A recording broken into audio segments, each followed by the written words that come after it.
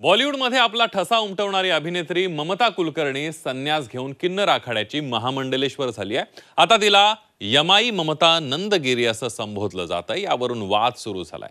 बघूयात नेमका वाद काय आहे।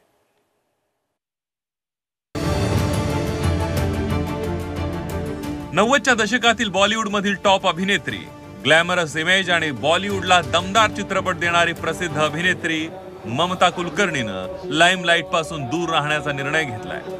ममताचं नवं आयुष्य सुरू झालं असून महाकुंभात पिंडदान करून ममता आता किन्नर आखाड्याची महामंडलेश्वर बनली आहे। हो, हे खरं आहे, कारण ममतानं महाकुंभात जाऊन संन्यास घेतलाय। ममताच्या संन्यास सोहळ्याचे फोटो व्हिडिओ व्हायरल होत असून किन्नर आखाड्याचे अध्यक्ष लक्ष्मीनारायण त्रिपाठी यांनी त्यांना दीक्षा दिली आहे। पण यावर अनेक संतांनी आक्षेप घेतलाय। ममताला अशा प्रकारे महामंडलेश्वर ही दीक्षा कशी काय दिली जाऊ शकते, असा प्रश्न उपस्थित करण्यात आला।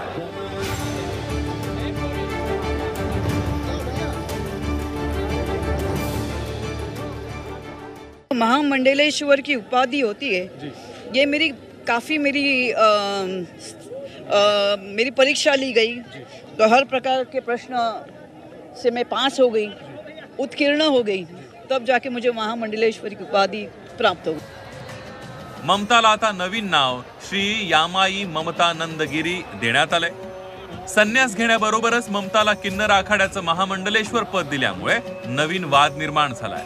किन्नर महामंडलेश्वर हेमांगी सखी यांनी अनेक प्रश्न उपस्थित केले। किन्नर आखाड्याने फक्त प्रसिद्धीसाठी ममता कुलकर्णीला महामंडलेश्वर केलंय। आता अचानक ती भारतात येते, महाकुंभामध्ये सहभागी होते आणि महामंडलेश्वर पद दिलं जातं, याची चौकशी व्हायला हवी अशी मागणी हेमांगी सखीमा यांनी केली आहे। उन्हें दीक्षा देते हैं और उन्हें महामंडलेश्वर के पद पे बिठाते हैं विदाउट कोई शिक्षा दिए।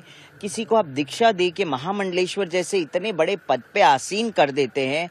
समाज को आप क्या दे रहे हैं, कौन सा गुरु समाज को दे रहे हैं आप, ये मैं जानना चाहती हूँ। दुसरीकडे संत म्हणतात प्रत्येकाला निवृत्ती घेण्याचा अधिकार आहे। ममता काही दिवसांपूर्वीच भारतात परतली आहे।